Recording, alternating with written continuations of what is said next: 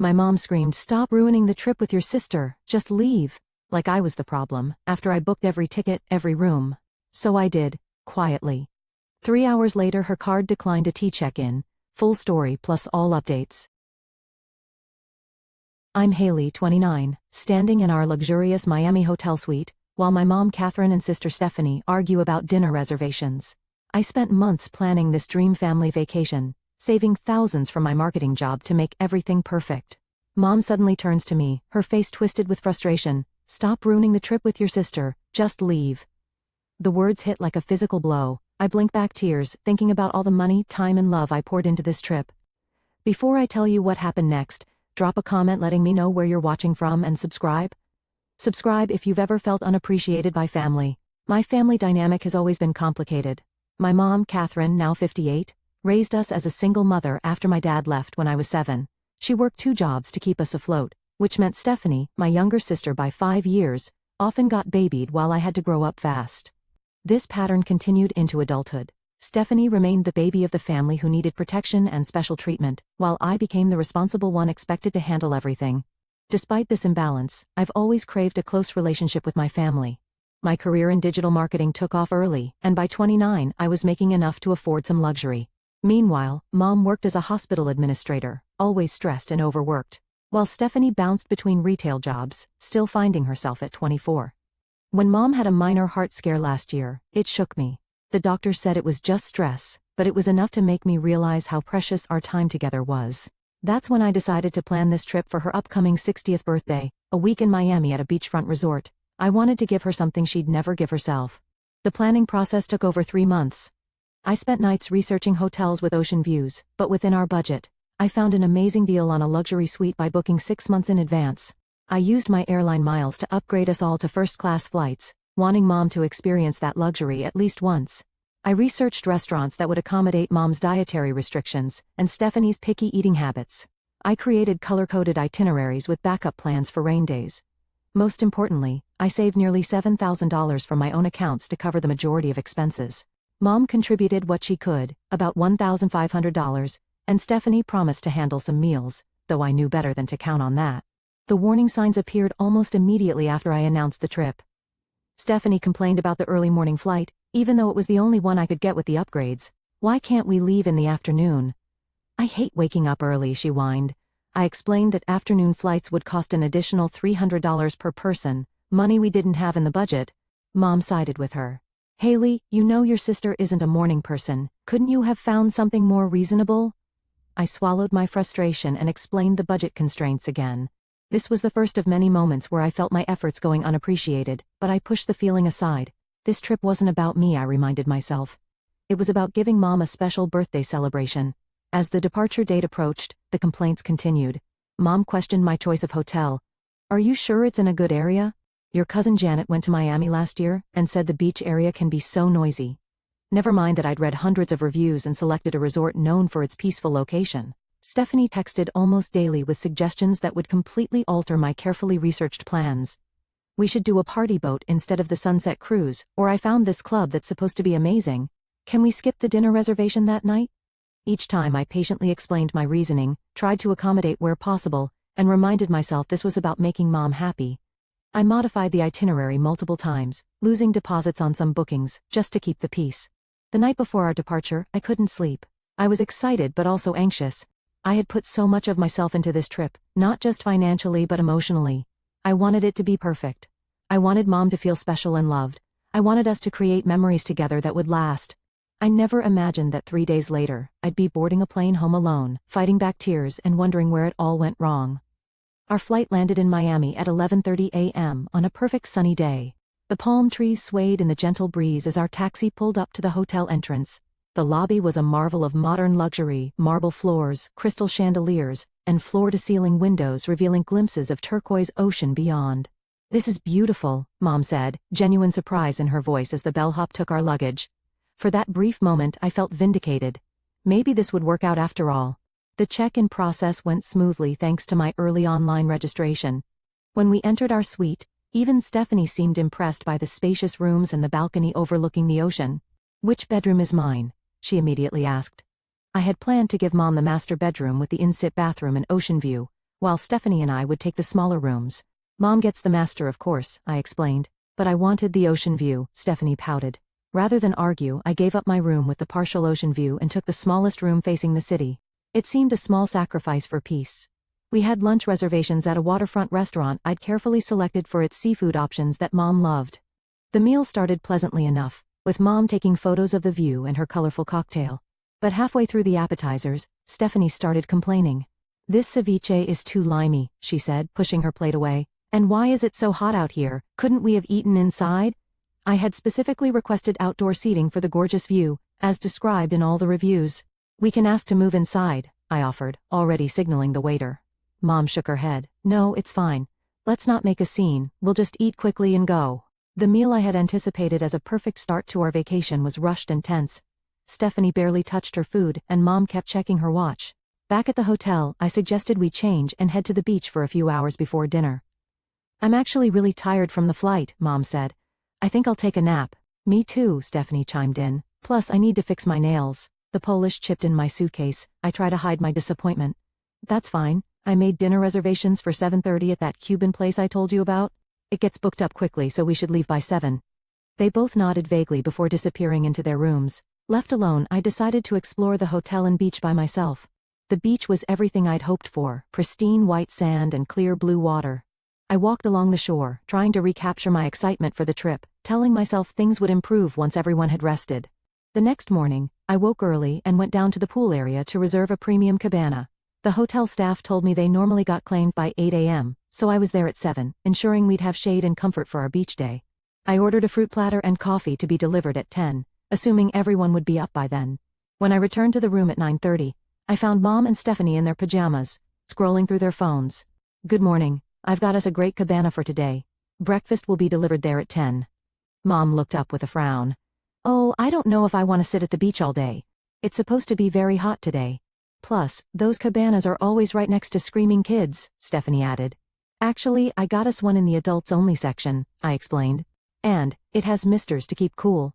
I thought we could relax there until lunch, then maybe do the Art Deco walking tour I mentioned." Mom and Stephanie exchanged a look I couldn't quite interpret. "I was thinking we might go shopping instead," Stephanie said. "I saw there's a mall nearby." But the walking tour, I began, thinking of the non-refundable tickets I'd purchased months ago. "Haley, it's a vacation," Mom interrupted. "We don't need to stick to a strict schedule. If Stephanie wants to go shopping, we can do your tour another day." I swallowed my objection, calculating the $75 per person I'd lose on the tour tickets. Sure. Shopping could be fun too. We ended up at the cabana 2 hours later than planned. The breakfast I'd ordered had been sitting out, the coffee cold. Neither Mom nor Stephanie seemed to notice or care about the wasted food and money. That evening we had dinner reservations at an upscale restaurant I'd booked weeks in advance, requiring a credit card hold that would charge $50 per person for cancellations. As we were getting ready, Stephanie announced, "I told my friend Amber about our trip, and she wants to meet us for drinks tonight. She lives here." "You have a friend in Miami?" I asked, surprised. "When did you plan this?" "We've been Instagram friends for years," Stephanie explained casually. "She can recommend better places than the tourist traps in your itinerary." I felt my careful planning being dismissed as tourist traps, but I tried to be accommodating. "We have dinner reservations at 8. Maybe she could join us for drinks after." "The reservation is for 3 people, Mom pointed out. "We can't just add another person at a fancy restaurant." "Then let's cancel and go where Amber suggests," Stephanie said, as if it were the obvious solution. "There's a cancellation fee," I explained, "and it's a really special restaurant. The chef was on Top Chef last season." "So you care more about a reservation than meeting my friend?" Stephanie's voice took on the wounded tone I knew so well. Later that night, back in our hotel room, I overheard Mom and Stephanie talking in the living area of our suite while I was in my bedroom. "Haley is being so controlling," Stephanie was saying. "It's like we're on her business trip with a minute-by-minute agenda." "She means well," Mom replied, but her tone was tired rather than defensive. "But yes, it would be nice to just relax without checking what's next on the schedule." I pressed my pillow against my face to muffle any sound as tears welled up. They had no idea how much research, money, and love had gone into that minute-by-minute agenda. All I wanted was to give them the perfect experience, and somehow that made me the villain. On the morning of our second full day, I woke determined to be more flexible. If they wanted a relaxed vacation, I could adapt. I put on my brightest smile and suggested we have breakfast at the hotel's buffet, something simple with no reservations or time constraints. That sounds nice, Mom agreed, seeming relieved at the lack of structure. As we filled our plates with tropical fruits and pastries, Stephanie casually dropped a bombshell. By the way, Amber is going to join us at the beach today. I told her about our cabana. I paused, a forkful of pineapple halfway to my mouth. The cabana only seats 4 comfortably, and we have all our things there. So? We can make room, Stephanie said, adding another sugar to her coffee. Don't be so selfish, Haley. Mom jumped in before I could respond. It'll be fine. It's nice that your sister has a friend here who can show us around. I bit my tongue and nodded, though internally I was recalculating the day. The cabana had cost $200, specifically chosen for our comfort. Adding another person would make it cramped, not to mention the beach attendants might object since the occupancy was clearly stated. After breakfast we headed back to the room to change for the beach. The plan was to spend the morning relaxing by the ocean, then take a chartered boat tour I'd booked for 2 p.m., a special experience that included dolphin watching and snorkeling at a nearby reef. It had been the most expensive activity I'd booked at $150 per person, non-refundable. What time do we need to be back from the beach? Mom asked as she applied sunscreen. The boat tour is at 2, so we should leave the beach by 1 to have time to change and get to the marina, I explained. Stephanie rolled her eyes.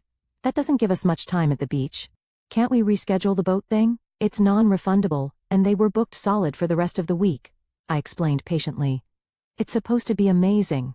The reviews say they almost always see dolphins, and the reef has beautiful fish. Fine. Stephanie sighed dramatically, as if I'd suggested we spend the afternoon getting root canals. At the beach we found Amber already waiting near our cabana. She was tall and tan, with the confident air of a local. After introductions, she immediately started telling Stephanie about a beach club that was way better than this tourist spot. We should go there tomorrow, Stephanie said excitedly. They have DJs and much better food. I reminded myself to be flexible and smiled. That could be fun. The morning passed pleasantly enough, though Amber and Stephanie dominated the conversation with inside jokes and stories about people I didn't know. Mom seemed content to sunbathe and read her magazine, occasionally joining their conversation. At 12:45, I gently reminded everyone that we needed to start packing up for the boat tour. Already? Stephanie whined. We'd just got comfortable. We've been here for 3 hours, I pointed out. And we need to change before the tour. About that? Amber interjected. There's this amazing restaurant on South Beach that's impossible to get into, but my friend is the hostess and can get us a table at 2. You guys should totally come instead of doing the tourist vote thing.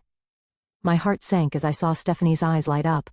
That sounds way better than looking at fish, she said, turning to Mom. Don't you think? Mom looked torn, glancing between me and Stephanie. Well, Haley did already pay for the boat tour. I'm sure they'd refund it if you explained, Amber said confidently, though she had no basis for this assumption. They won't, I said firmly. I checked their cancellation policy very carefully. It's 100% non-refundable within 48 hours. So you're making us all go on this boring tour because you're worried about money? Stephanie's tone was accusatory. It's not boring. It has hundreds of 5-star reviews, I defended. And yes, $450 is a lot of money to throw away. The argument continued back at the hotel room as we changed. In the end, a compromise was reached. Mom and I would go on the boat tour while Stephanie went to lunch with Amber. It wasn't ideal, but at least the money wouldn't be completely wasted. The boat tour turned out to be magical. We saw a pod of dolphins snorkeled among colorful fish, and the guides were knowledgeable and friendly. For a few hours, with Stephanie's negativity absent, Mom actually relaxed and enjoyed herself. We took photos with the dolphins playing in the boat's wake, and Mom's genuine smile warmed my heart. This was wonderful, Haley, she admitted as we headed back to shore. I'm glad we didn't cancel. That moment of connection gave me hope that the trip could still be salvaged. But when we returned to the hotel, we found Stephanie sprawled on the couch, scrolling through her phone. How was lunch? Mom asked. Amazing, Stephanie gushed. Amber knows everyone in Miami. We got free champagne and met this group of models who invited us to a yacht party tomorrow. Tomorrow is the Everglades airboat tour, I reminded her. Another non-refundable booking. Yeah, I'm not doing that, Stephanie said dismissively. Amber says those tours are total tourist traps. The yacht party will be much more fun. I felt a headache forming behind my eyes. Stephanie, I understand you want to hang out with your friend, but we came here for a family vacation, for Mom's birthday. And Mom wants me to have fun, right? Stephanie looked to our mother for backup. Mom sighed. I don't want to come between you two. Can't we find something we'd all enjoy? Before I could respond, my phone dinged with a credit card alert. I opened it to find a charge from the hotel spa for $340. I hadn't visited the spa. Did either of you go to the spa today? I asked, already suspecting the answer. Oh yeah, Stephanie said casually. Amber and I got massages after lunch. I put it on your card since you're handling all the vacation expenses anyway. I figured you wouldn't mind since you're so concerned about us enjoying ourselves. I stared at her, momentarily speechless. You used my credit card without asking me? Don't make a big deal about it. Stephanie rolled her eyes. You can afford it with your fancy marketing job. Think of it as your contribution to my vacation enjoyment. My contribution? I've finally lost my cool. I paid for the flights, the hotel, all the activities. I've been planning this trip for months. What exactly have you contributed besides complaints? There you go again, making everything about money, Stephanie shot back. Not all of us have high-paying jobs, Haley. Some of us are still figuring things out. Girls, please, Mom intervened. Let's not fight. Stephanie, you should have asked before using your sister's card. Haley, I'm sure your sister will pay you back. We both knew she wouldn't. That night, while Mom and Stephanie got ready for dinner, I stepped onto our balcony alone. The sun was setting over the ocean, painting the sky in brilliant oranges and pinks. It should have been beautiful, but I could barely appreciate it through my tears of frustration. I had saved for this trip for nearly a year. I had spent countless hours researching and planning, and somehow, I had become the villain in my own story, the controlling, money-obsessed sister who was ruining everyone's good time. As I wiped away tears, I promised myself I would try harder tomorrow. I would be more flexible, less attached to my plans. I would find a way to make this work for Mom's sake. I had no idea that tomorrow would be the day everything fell apart completely. I woke before sunrise on our third day, determined to turn things around. Yesterday had ended with tense silence at dinner, despite my attempts at cheerful conversation. Today would be different. I quietly left the suite and went to the hotel's concierge, explaining that I wanted to arrange a special birthday breakfast for my mother. The kind concierge, Luis, helped me arrange for a private breakfast on our balcony, fresh fruit, pastries, gourmet coffee, and champagne for mimosas. I added a small bouquet of Mom's favorite flowers and a birthday card I had brought from home. When I returned to the suite, Mom and Stephanie were still sleeping. I set up the breakfast surprise on the balcony, arranging everything perfectly. When they finally emerged around 9 a.m., I led them outside. Happy early birthday breakfast, Mom, I said, hoping the gesture would reset the trip's tone.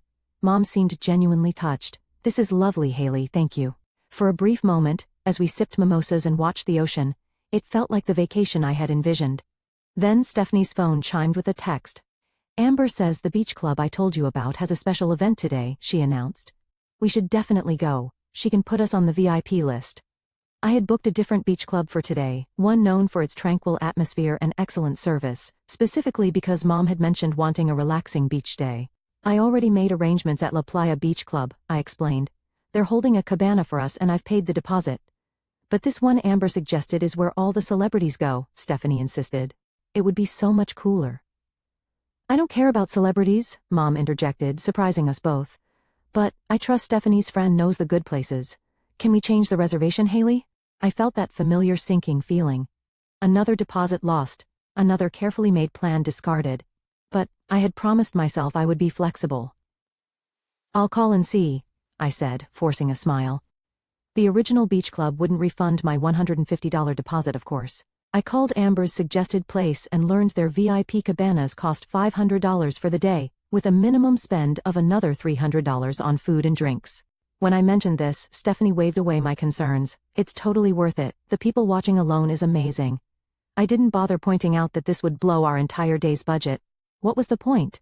I was already calculating which bill I would pay late next month to cover these mounting unexpected expenses. We took a taxi to the new beach club, Stephanie chattering excitedly the whole way about the celebrities we might see. Mom seemed to feed off her enthusiasm while I sat quietly, trying to maintain a positive attitude despite the growing knot in my stomach. When we arrived, the entrance was crowded with beautiful people waiting to get in. Amber was waiting near the door and waved us over, kissing Stephanie and introducing herself to Mom with exaggerated warmth. I've heard so much about you. Happy birthday, she gushed, though Stephanie had only met her 2 days ago. Amber led us past the line to the entrance, where a stern-looking man with a clipboard stood guard. She whispered something to him, and he nodded, unhooking the velvet rope to let us through. Stephanie shot me a triumphant look, as if this validated everything. Inside, the club was a sensory overload, pounding music, beautiful people in tiny swimwear, elaborate cabanas, and a pool that seemed more for posing beside than swimming in. It was exactly the scene I had tried to avoid for Mom's sake. Amber led us to a cabana that was indeed in a prime location, but directly beside a DJ booth pumping out music so loud I could feel it in my chest. Isn't this amazing? Stephanie shouted over the music. Mom nodded, though I noticed her wince at a particularly loud bass drop. She was putting on a brave face, but I knew this environment wasn't her preference at all. A waiter appeared with a tablet. "Welcome to Azure. Minimum spend for this cabana is $300. Would you like to start a tab?" I handed over my credit card, resigned to the expense. "Can we possibly move to a cabana further from the speakers?" I asked. "It's my mom's birthday, and we'd like to be able to talk." The waiter looked at me like I'd asked to turn the ocean purple. "These are our premium locations. If you want something quieter, you should have booked a regular hotel pool." Amber laughed. "That's just how it is here. It's exclusive for a reason." We settled into the cabana, and I tried to make the best of it. I ordered drinks and snacks, conscious of the mounting tab, but wanting Mom to enjoy herself despite the overwhelming atmosphere. About an hour in, Amber spotted someone she knew and waved them over. Soon our cabana was filled with her friends, 3 women and 2 men, all as loud and flashy as the club itself. They ordered drinks without asking, clearly aware that someone else, me, was covering the tab. Mom looked increasingly uncomfortable as the strangers dominated our space. I could see her trying to maintain a polite smile, but her eyes kept darting to me with a clear message: help. I leaned over to Stephanie. "Mom doesn't seem to be enjoying this. Maybe we should move to the hotel pool." "She's fine," Stephanie dismissed. "She needs to loosen up and have fun." "This isn't her kind of fun," I insisted. "Look at her." "You're just mad because your boring plan got changed," Stephanie snapped. "Stop trying to control everything."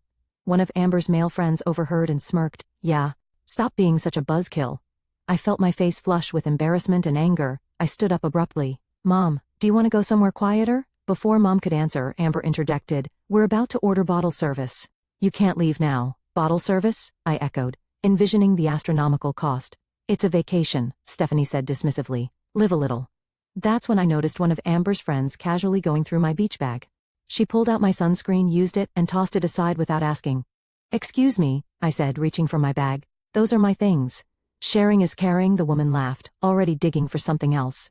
I pulled my bag away, accidentally knocking over her drink in the process. The glass shattered on the concrete. "What the hell?" she exclaimed, jumping up as if I'd done it deliberately. Suddenly, everyone was staring at me. Amber, her friends, Stephanie, and Mom, all with varying degrees of shock and annoyance. "I'm sorry about the glass, but she was going through my personal belongings without permission," I explained, my voice shaking slightly. "It's not a big deal, Haley," Stephanie hissed. "Why are you making a scene?" "A scene?" I repeated incredulously. "These strangers are invading our family vacation, going through my things, running up a tab on my credit card, and I'm making a scene?" Mom stood up, clearly mortified by the developing argument. "Haley, please. People are staring. I don't care," I finally snapped. "I spent months planning this trip. I saved for a year to give you a special birthday. I researched everything to make it perfect, and what thanks do I get? Stephanie invites strangers, changes all the plans, uses my credit card without permission, and you take her side every single time." The music seemed to dim as my voice rose. Nearby cabanas full of beautiful people were indeed watching our family drama unfold with undisguised interest. Mom's face flushed dark red. She grabbed my arm and pulled me aside, behind the cabana where we had a moment of relative privacy. "You are embarrassing me," she whispered furiously. "This whole trip you've been rigid and controlling, making Stephanie feel bad about wanting to have fun her way." "Her way is costing me thousands of dollars I didn't budget for," I protested. "And it's not even what you wanted. You hate loud music and crowds. This was supposed to be a relaxing beach vacation for your birthday, not a party scene for Stephanie and her Instagram friend." Mom's expression hardened in a way I rarely saw. "Stop ruining the trip with your sister. Just leave." The words echoed in the sudden silence that seemed to fall around us. I stepped back, feeling as if I'd been slapped. From behind Mom, I could see Stephanie watching with a mixture of shock and what looked horribly like satisfaction. "Fine," I said quietly, gathering my dignity around me like armor. "I'll leave." I turned and walked away, not looking back even as I heard Mom call my name once uncertainly. I didn't trust myself to speak without breaking down completely. As I passed through the club entrance, the stern bouncer gave me a surprisingly sympathetic look. Perhaps he'd seen this kind of family drama play out before in this playground for the beautiful and privileged. Outside, I took a deep breath of air that wasn't heavy with perfume and pretension. Then, I hailed a taxi and directed it back to our hotel, my mind already calculating what I needed to do next. The hotel room was quiet and cool when I returned, a stark contrast to the chaotic beach club I'd just left. I stood in the center of the living area for a moment, looking at our shared space, Stephanie's clothes strewn across, Furniture, mom's reading glasses and novel on the coffee table, my carefully organized travel documents in a folder by the TV. I moved to my small bedroom and pulled out my suitcase. With methodical precision, I began packing my belongings. Each item folded neatly, each toiletry sealed and secured. The physical tasks helped keep my emotions at bay, though occasionally I had to pause when a wave of hurt threatened to overwhelm me. I wasn't acting out of pure emotion. A calm, rational part of my brain had made this decision. Mom had asked me to leave, and I was respecting her wishes. The fact that it also protected what remained of my self-respect was a necessary bonus. As I packed, I made a mental inventory of all the reservations and arrangements I had made for the remainder of their trip. 3 more days of activities, meals and experiences I had carefully selected. I couldn't just disappear without ensuring they could still access everything I had paid for. At the hotel desk in our room, I found the notepad with a hotel logo. I wrote a detailed note explaining where to find all the reservation confirmations, which were stored in my email, but also printed in the travel folder. I listed the remaining activities by day with confirmation numbers and contact information. I included the names of the hotel staff I had built relationships with who could help them if needed. I read over the note, making sure my handwriting was legible despite my shaking hands. No accusations, no emotional language, just facts and information they would need. I placed it prominently on the coffee table, where they would see it upon returning. Next, I went down to the front desk and spoke with the concierge, Luis, who had helped me with the birthday breakfast just hours earlier. "Is everything all right, Miss Walker?" he asked, noting my red-rimmed eyes with concern. "There's been a change of plans," I explained, keeping my voice steady. "I need to return home early, but my mother and sister will be staying for the duration. Could you please ensure that all the arrangements I've made for them remain accessible?" Luis was the consummate professional, not prying but offering genuine assistance. He updated the room information so that Mom could charge expenses to the room without my presence, confirmed that all my prepaid reservations would be honored, and even arranged for a birthday amenity to be delivered to the room on Mom's actual birthday, 2 days hence. "And could you recommend a good flight booking service?" I asked. "I need to arrange a return flight as soon as possible." Luis directed me to the business center, where I was able to book a flight leaving that evening. It cost far more than I had budgeted for, another financial hit on top of everything else, but I couldn't stay another night, not after what had happened. Back in the room, I checked my bank app and transferred the remaining spending money I had budgeted for the trip to Mom's account. She wouldn't be left stranded financially, even though my own account was now dangerously low. I took one last look around the luxury suite that was supposed to have been the setting for our perfect family reunion. From the balcony, I could see the ocean stretching to the horizon, beautiful and indifferent to human dramas. I allowed myself exactly 1 minute to stand there, feeling the breeze and acknowledging what I was losing by leaving. Then I closed the balcony door, picked up my suitcase and left. In the lobby, the same bellhop who had greeted us so cheerfully 2 days ago helped me get a taxi to the airport. As we pulled away from the hotel, I finally turned my phone back on and sent a single text to Mom, as requested, "I'm leaving. All reservations are still valid. Enjoy the rest of your trip." Then I turned off notifications and stared out the window as Miami's glittering coastline slipped past. The Uber driver, sensing my mood, mercifully didn't attempt conversation. At the airport, everything passed in a blur. Security, the overpriced sandwich I couldn't taste, the waiting area full of families and couples embarking on or returning from their own vacations. I wondered how many of them were having the perfect trips I had imagined for us. When I finally boarded the plane and settled into my economy seat, a far cry from the first-class experience I had arranged for our arrival, exhaustion hit me all at once, physical and emotional. As the plane took off, lifting away from the city where I had left my family and thousands of dollars worth of prepaid experiences, I finally allowed the tears to come. The middle-aged woman in the seat beside me pretended not to notice, offering me a tissue without comment. Small kindnesses from strangers sometimes hurt the most. By the time we reached cruising altitude, I had cried myself into a state of numb emptiness. I declined the flight attendant's offer of a drink and closed my eyes, not expecting sleep, but needing to shut out the world for a while. Somewhere over the darkened landscape of America, it occurred to me that this was the first decision I had made in months that wasn't calculated to please my mother or accommodate my sister. It had been purely for my own well-being. The realization didn't make me feel better exactly, but it felt significant nonetheless. My apartment felt smaller and emptier than I remembered when I unlocked the door just after midnight. Everything was exactly as I had left it 4 days ago, yet it felt like returning to a different life entirely. I dropped my suitcase in the entryway and moved through the dark rooms without turning on lights. In my bedroom, I didn't bother unpacking or even changing clothes. I simply fell onto my bed fully dressed and finally surrendered to the emotional and physical exhaustion. When I woke the next morning, disoriented and still wearing yesterday's clothes, The reality of what had happened hit me anew. I was supposed to be in Miami with my family for 3 more days. Instead, I was alone in my apartment, having walked away from thousands of dollars in non-refundable reservations and, more painfully, from the dream of what that trip was supposed to have been. I checked my phone. It was just after 10 a.m., and I had 17 missed calls, 12 from Mom, 5 from Stephanie, and numerous text messages. I wasn't ready to read or listen to any of them. I silenced my phone again and set it aside. The quiet of my apartment, usually a comfort after busy workdays, now felt oppressive. I turned on music, took a shower, and tried to establish some normalcy by making coffee and toast, though I had little appetite. As the day progressed, I found myself moving between moments of clarity and confidence in my decision and waves of doubt and guilt. Had I overreacted? Should I have stayed and tried harder to make things work? Was I being petty about money when family was what really mattered? Then I would remember how it felt to hear my mother tell me to leave, to see the look on Stephanie's face, and my resolve would strengthen again. I deserved better than to be treated as an ATM and personal travel agent whose feelings and preferences didn't matter. Around 4 p.m., about 24 hours after I had walked away from the beach club, my phone began ringing again. This time it was Jessica, my best friend. I hesitated, then answered. "Hey," I said, my voice rough from disuse. "Haley, are you okay? Aren't you supposed to be in Miami?" Jessica sounded concerned. "I hadn't told anyone about leaving early. How did you know something was wrong?" "Your mom called me," Jessica explained. "She said she's been trying to reach you since yesterday and was worried." The fact that Mom had tracked down my friend's number instead of respecting my obvious need for space irritated me. But I tried to keep it from my voice. "I'm fine. I just needed some time alone."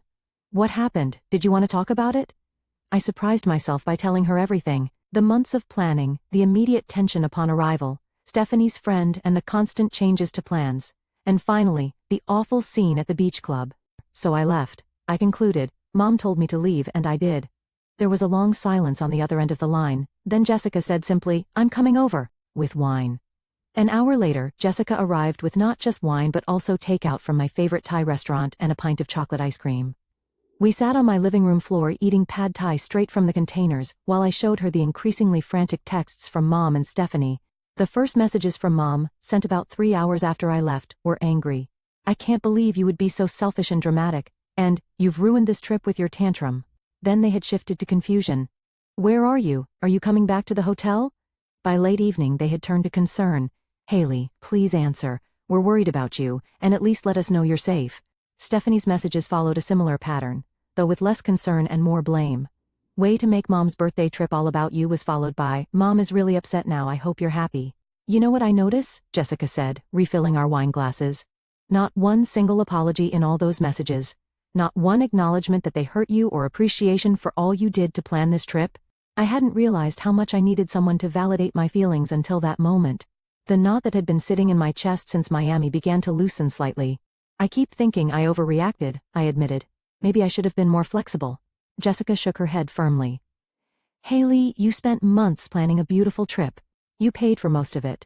You tried to accommodate their changes at every turn, losing deposits and watching your careful plans get thrown aside. Then your sister used your credit card without permission, and when you finally expressed your hurt feelings, your mom told you to leave. You didn't overreact. If anything, you underreacted until that final moment." We stayed up late talking, Jessica's unwavering support helping me process the swirl of emotions. When she left around midnight, I felt stronger than I had since the whole debacle began. The next morning I woke to a notification that Mom had posted on Facebook. Curious despite myself, I logged in to see several photos from the trip posted with the caption, "Wonderful Miami vacation for my birthday with Stephanie. Missing Haley who had to leave early for work. Wish you were still here with us, honey." The complete fabrication about why I had left caught me off guard. The photos showed Mom and Stephanie smiling at restaurants I had researched and booked, enjoying experiences I had arranged and paid for. There was no mention of our fight, or the real reason for my absence. Just as I was processing this, my phone chimed with a call from Linda, Mom's best friend since college. "Haley? It's Linda. I just wanted to check if you're okay." "Your mom called me this morning." I braced myself for more guilt or manipulation passed through a third party. "I'm fine, Linda. Just needed some space." "I figured as much," Linda said, surprising me with her tone. "Look, I've known your mother for 30 years and I love her dearly, but I also know how she can be with you and your sister. Catherine called me in a panic saying you'd stormed off from the vacation after some disagreement, but I had a feeling there was more to the story." Linda's unexpected understanding prompted me to give her the abbreviated version of events. She listened without interruption, then sighed heavily. "That sounds about right," she said. "Your mom called me last night practically in tears because she and Stephanie couldn't figure out how to use the dinner reservations you'd made. Apparently the restaurant couldn't find the booking at first because it was under your name. Then this morning, she called again because they couldn't find the confirmation for some boat tour." I felt a flicker of vindication. "I left detailed instructions and all the confirmation numbers." "I'm sure you did," Linda assured me. "But you know your mom and technology, and Stephanie has never been one to handle details. They're completely lost without you, which is probably why your mom is trying so hard to reach you." The image of my mother and sister floundering through the carefully arranged experiences made me feel both satisfied and sad. Part of me wanted them to struggle, to realize how much work I had put into the trip. Another part felt guilty for abandoning them, even though I'd been told to leave. "They'll figure it out," I said, more to convince myself than Linda. "Maybe," Linda said doubtfully. "But that's not really why I called. I wanted to make sure you're taking care of yourself. Your mom and Stephanie can be a lot to handle, and you've always been the one who accommodates everyone else." Her understanding brought fresh tears to my eyes. "I'm trying to." "Good. And Haley? Whatever happens when they get back, remember that you deserve respect and appreciation, especially from family." After Linda's call, I decided to check social media again. Stephanie had posted several stories on Instagram: poolside selfies, drinks with Amber, a video of Mom awkwardly dancing at what looked like a restaurant. They appeared to be enjoying themselves without me, which hurt despite being exactly what I expected. But then I noticed something in the background of one of Stephanie's photos. Mom was sitting at a beach bar staring off into the distance with an expression of such profound sadness that it stopped me cold. It wasn't the face of someone having a wonderful time. That evening, 5 days after I had left Miami, I was making dinner when my doorbell rang. I wasn't expecting anyone, and for a moment, I considered not answering, but curiosity won out. I opened the door to find Mom and Stephanie standing there, looking travel-worn and uncertain. "You're supposed to be in Miami for 2 more days," I said, too surprised to say anything else.